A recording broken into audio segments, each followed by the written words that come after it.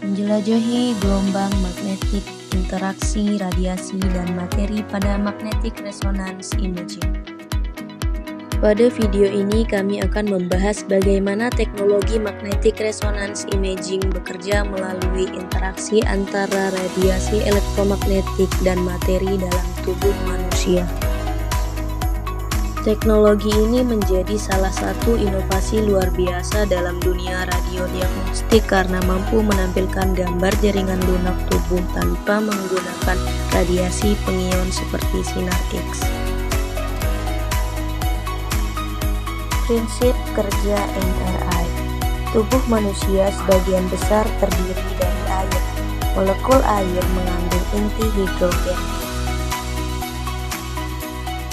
Struktur atom hidrogen dalam tubuh manusia saat di luar medan magnet mempunyai arah yang acak dan tidak membentuk keseimbangan. Kemudian saat diletakkan dalam alat MRI, maka atom hidrogen akan sejajar dengan arah medan magnet. Demikian juga arah spinning dan precessing akan sejajar dengan arah medan magnet. Saat diberikan frekuensi radio, maka atom hidrogen akan mengabsorpsi energi dari frekuensi radio tersebut. Akibatnya, dengan bertambahnya energi, atom hidrogen akan mengalami pembelokan, sedangkan besarnya pembelokan arah dipengaruhi oleh besar dan lamanya energi radio frekuensi yang diberikan. Sewaktu radio frekuensi dihentikan, maka atom hidrogen akan sejajar kembali dengan arah medan magnet. Pada saat kembali inilah, atom hidrogen akan memancarkan energi yang dimilikinya. Kemudian, energi yang berupa sinyal tersebut dideteksi dengan detektor yang khusus dan diperkuat. Selanjutnya, komputer akan mengolah dan merekonstruksi citra berdasarkan sinyal yang diperoleh dari berbagai irisan. Instrumen MRI. Yang pertama, ada sistem magnet. Sistem magnet berfungsi membentuk medan magnet agar dapat mengoperasikan MRI dengan baik. Adapun jenis-jenis magnet pada MRI. Yang pertama, ada magnet MRI permanen. Magnet MRI permanen digunakan dalam sistem ekonomis yang lebih murah dan melibatkan besi bermagnet permanen yang bertindak seperti magnet batang yang telah dipelintir menjadi bentuk C dengan kedua kutub berdekatan dan sejajar. Kekuatan medan rendahnya sekitar 0,15 sampai 0,4 Tesla.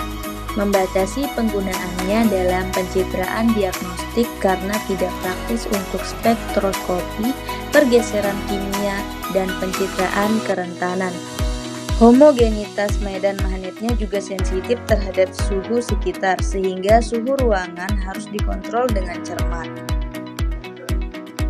Yang kedua, magnet MRI resistif atau inti udara. Menggunakan kumparan kawat yang dialiri arus listrik untuk menghasilkan medan magnet. Medan magnetnya bisa dihidupkan dan dimatikan tetapi menghasilkan panas dan membutuhkan pendinginan.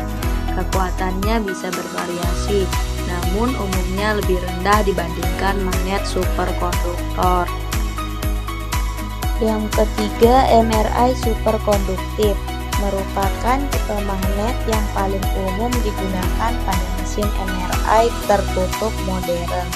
Magnet ini menggunakan kawat yang didinginkan hingga suhu sangat rendah, menggunakan cairan seperti helium untuk menghilangkan hambatan listrik, menghasilkan medan magnet yang sangat kuat dan stabil dengan kekuatan hingga 3 Tesla atau lebih.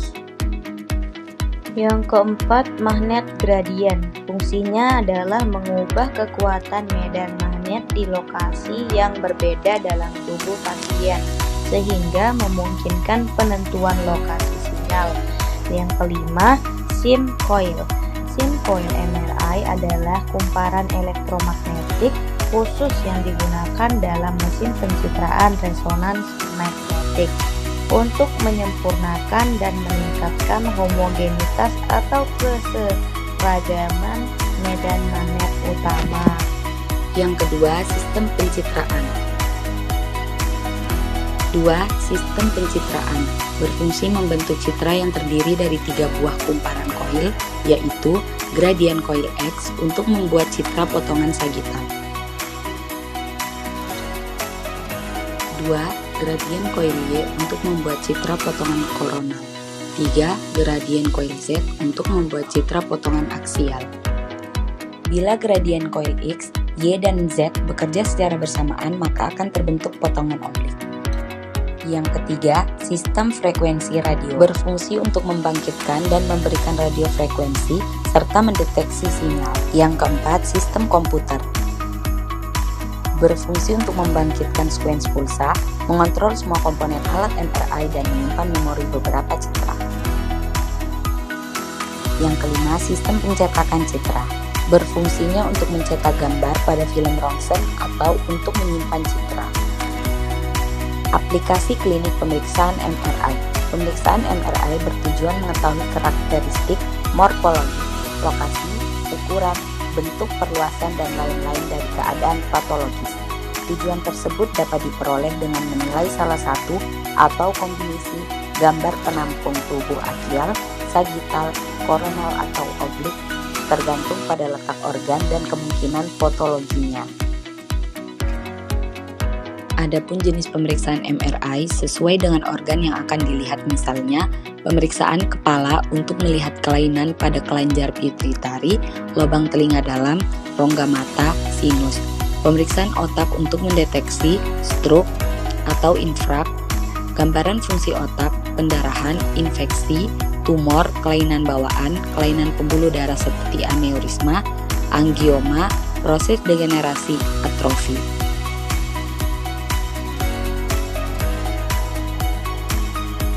Pemeriksaan tulang belakang untuk melihat proses degenerasi, HMP, tumor, infeksi, trauma, kelainan bawaan.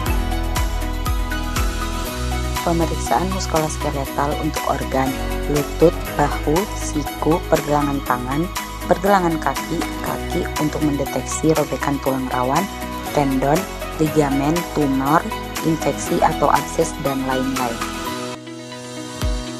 Pemeriksaan abdomen untuk melihat hati, ginjal, kantong dan saluran empedu, pankreas, limpa, organ ginekologis, prostat, buli-buli. Pemeriksaan toraks untuk melihat paru-paru, jantung.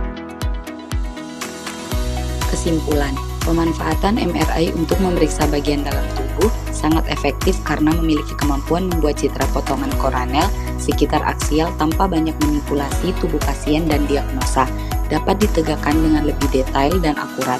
Pesawat MRI menggunakan efek medan magnet dalam membuat citra potongan tubuh, sehingga tidak menimbulkan efek radiasi pang-ion seperti penggunaan pesawat sinar X. Gambar yang dihasilkan oleh pesawat MRI tergantung pada kecepatan pemilihan parameternya.